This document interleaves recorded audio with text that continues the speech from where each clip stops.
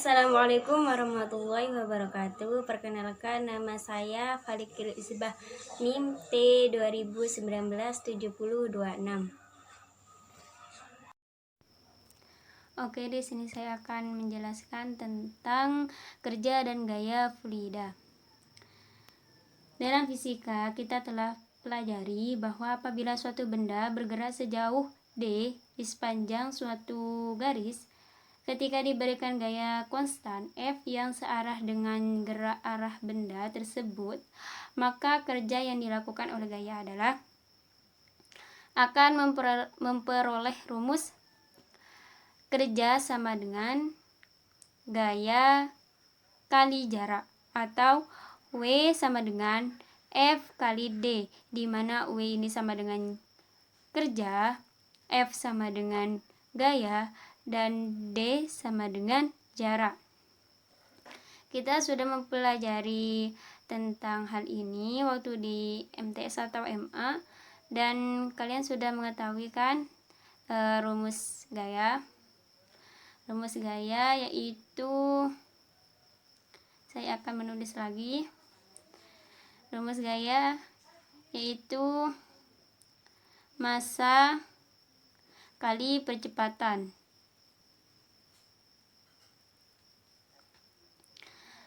Atau F sama dengan M kali A, dimana biasanya satuan gaya itu Newton.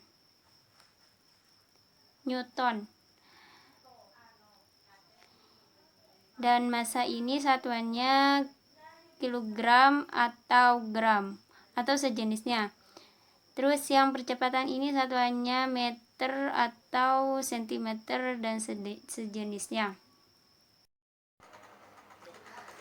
Nah, lalu jika gaya diukur dengan Newton dan jarak diukur dengan meter, maka kerja akan memperoleh satuan Nm atau bisa disebut dengan Joule.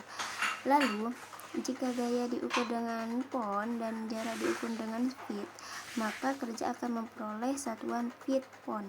Misalnya, seseorang mengangkat beban gaya 3 Newton sejauh 2 meter, maka kerja yang dilakukan adalah 3 kali 2 Joule atau sama dengan 6 Joule. Lalu jika Newton ini diganti dengan pound dan meter ini diganti dengan feet, maka akan memperoleh 6 feet pound. Sebenarnya sama, cuman beda pada satuannya, tapi nilainya tetap sama.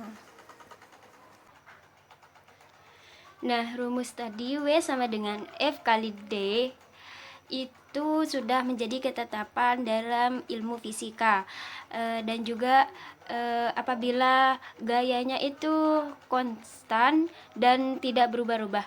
Lalu bagaimana jika gayanya itu tidak konstan tetapi berubah-ubah?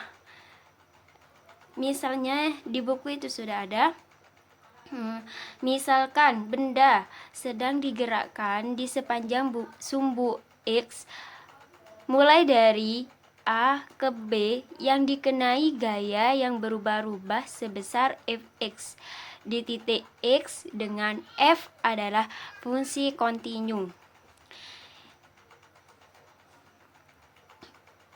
Kita bisa mencari ini dengan 3 strategi, yaitu strategi yang pertama, strategi iris, di mana mempartisikan interval A, B menjadi potongan kecil. Yang kedua yaitu aproksimasikan, memisalkan bahwa pada potongan khas mulai dari X sampai X plus delta X, gaya adalah konstan dengan nilai Fx. Nah, contohnya seperti di pelajaran di gambar 3. Saya sudah menggambarkan. Ini merupakan solusi dari kedua strategi tadi, yang dimana strategi ini mempartisikan interval A, B menjadi potongan kecil seperti ini. A, B menjadi potongan kecil. Lalu potongan kecil itu dimisalkan menjadi X sampai X plus delta X. Kemudian diintegrasikan, di mana ini bermakna menjumlahkan semua kepingan kerja ini, kemudian ambil limitnya ketika panjang potongan mendekati 0.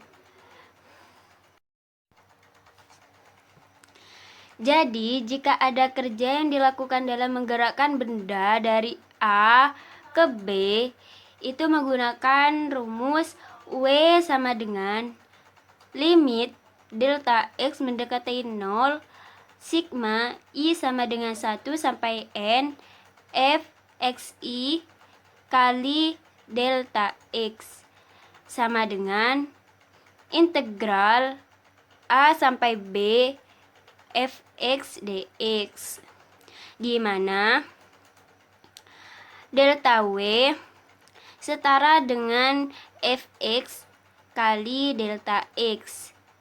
W sama dengan integral A sampai B Fx dx. Kemudian saya akan menjelaskan aplikasi pada pegas. Sesuai dengan hukum Hooke dalam fisika, gaya Fx yang diperlukan untuk mempertahankan pegas terhentak atau tertekan sejauh X satuan melampaui atau lebih pendek sedikit keadaan alami adalah diberikan oleh Fx sama dengan K kali X, di mana K ini merupakan konstanta atau konstanta pegas. Jika K itu positif dan tergantung pada pegas khusus yang sedang ditinjau, makin keras pegas itu makin besar konstantanya. Di buku di gambar 4 ini sudah ada contohnya di gambar 4. Ini awalnya dan ini hasil akhirnya, dimana jika semakin ke kanan itu nilainya bernilai positif, jika ke kiri itu nilainya negatif. Mungkin hanya itu yang dapat saya sampaikan, kurang lebihnya saya mohon maaf.